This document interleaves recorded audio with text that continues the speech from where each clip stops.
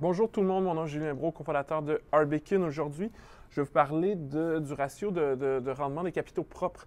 Ça semble un super long mot, mais en fait, c'est pas très compliqué essentiellement. C'est un ratio super utile pour voir à quel point l'entreprise est efficace pour générer du rendement pour les actionnaires. Donc, essentiellement, quand on investit de l'argent, on veut qu'une entreprise la prenne et la multiplie pour nous rendre riches. Je dirais que c'est un des moyens. Il y a des failles, mais je vais vous en parler un peu plus. Je vais aller dans les compagnies, mettons, canadiennes, le Canadien national.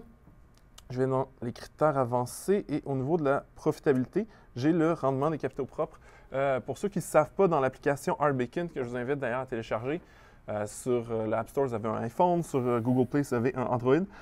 Il suffit d'appuyer sur un terme pour avoir une définition, d'appuyer pendant à peu près une seconde. Donc, ça s'appelle un long push en anglais. Je ne sais pas comment dire en français. Donc, je vais vous lire la définition, puis après ça, je vais vous l'expliquer un peu dans mes termes avec des exemples. Donc, le rendement des capitaux propres, essentiellement, ou RCP, c'est le montant généré sous forme de bénéfice net au courant de la dernière année fiscale pour chaque dollar investi de capital action dans l'entreprise. Donc, finalement, on divise le bénéfice net par le montant total qui a été investi en équité. Donc, on parle des émissions d'actions et non des emprunts ou des émissions d'obligations. Donc, on regarde vraiment pour chaque dollar que les investisseurs ont mis dans la compagnie, combien ça génère de profit en date d'aujourd'hui. Donc, on ne regarde pas les profits totaux générés par l'entreprise, mais aujourd'hui, donc on regarde c'est quoi l'efficacité pour transformer le capital investi en profit. Donc, on exprime ça en pourcentage. Donc, exprimé sous forme de pourcentage, ce ratio est obtenu en disant le bénéfice net par le total des capitaux propres de l'entreprise. Donc, capitaux propres égale les capitaux qui ont été investis. Dans le cas du Canadien national, c'est 23 donc, plus c'est élevé, plus on va dire qu'on est efficace pour générer du bénéfice avec l'investissement des actionnaires. Donc, c'est positif. Cela dit, d'une industrie à l'autre, ça va être très, très différent. Donc, pour une industrie comme, par exemple, le Canadien national, on a des rails, donc ils ont un investissement qui est élevé. Et si, par exemple, le Canadien national avait été fondé il y a 2 ans, il aurait probablement investi énormément d'argent et le bénéfice serait probablement bas parce qu'ils n'ont pas eu le temps de faire toutes les économies d'échelle. Donc, il ne faut pas comparer ça d'une industrie à l'autre. C'est une industrie qui est lourde en investissement. Le ratio risque d'être plus bas.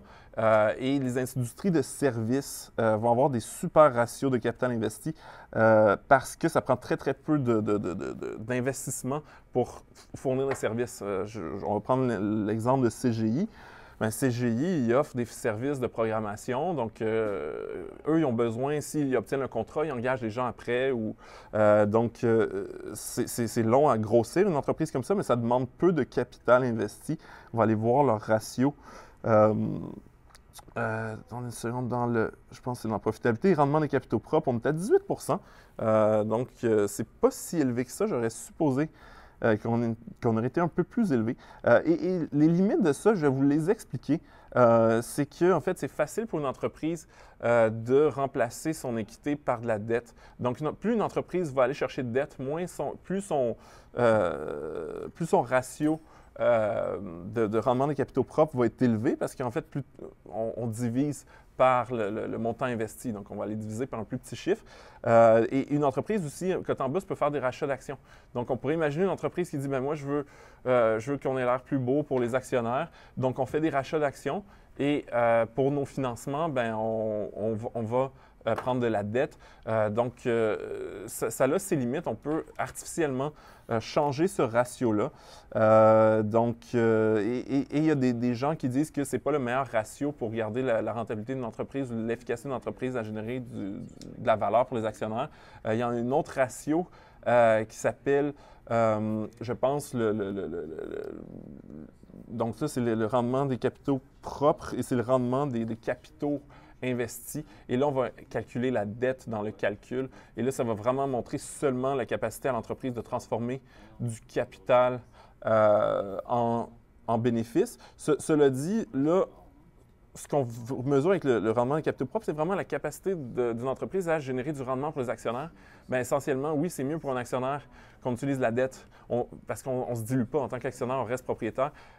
Donc c'est quand même un métrique intéressant pour voir comment une entreprise est efficace et surtout pour comparer deux entreprises du même secteur et se dire, ah, bien, celle-là est plus efficace. Par exemple, je pense que c'est dur de comparer CGI et le Canadien national, deux entreprises qui n'ont rien à voir.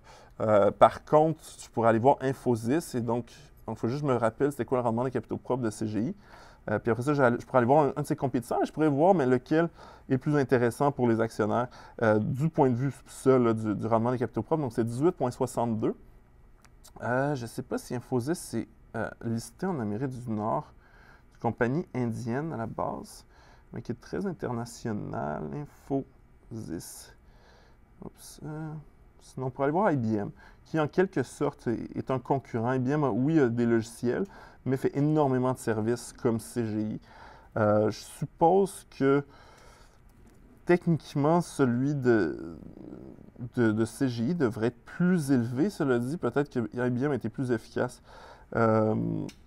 Donc, si on retourne en profitabilité, donc rendement des capitaux propres, l'entreprise du côté d'IBM est à 50 %. Donc, c'est quand même beaucoup plus élevé. Et puis, IBM a des usines, a des produits technologiques qui ne sont pas juste du service. Donc ça nous dit quelque chose d'intéressant, du moins, sur IBM en tant que, bien, ils sont très, très bons pour transformer $1 de capital investi en profit. Mais c'est sûr qu'il ne faut vraiment pas prendre sa décision seulement sur ça. Tu sais, la première chose, puis j'en ai parlé souvent, si on regarde la valorisation, est-ce qu'on paye trop cher pour l'entreprise? C'est un métrique qui nous dit dans le passé, l'entreprise a fait ça pour les actionnaires. C'est intéressant de savoir qu'est-ce qu'elle a fait dans le passé, mais ça ne veut pas dire qu'aujourd'hui, c'est une bonne affaire et qu'elle va générer du rendement pour les actionnaires. Mais ça nous dit quelque chose aussi sur le management, la culture d'entreprise, puis l'efficacité dans le passé pour générer du profit. Donc, c'est un terme à retenir, le ratio de rendement des capitaux propres. Sur ce, ben, je vous souhaite une super bonne journée. Si vous êtes un investisseur en bourse, vous en apprendre plus sur le marché boursier, mieux comprendre votre portefeuille actuel, que vous soyez dans des fonds, des actions, des obligations, peu importe, je vous invite à télécharger Arbekin sur Google Play. Le App Store, ça va se connecter directement à vos comptes de placement, analyser votre portefeuille et vous aider à prendre de meilleures décisions d'investissement. Et si vous voulez commencer à investir, ben, on a une offre incroyable avec Banque nationale courtage direct. C'est dans notre centre d'offres. C'est disponible au arbekin.ca/offre au pluriel. Et l'offre de Banque nationale courtage direct, ça vient avec 100 transactions gratuites, un congé de frais de gestion pendant un an.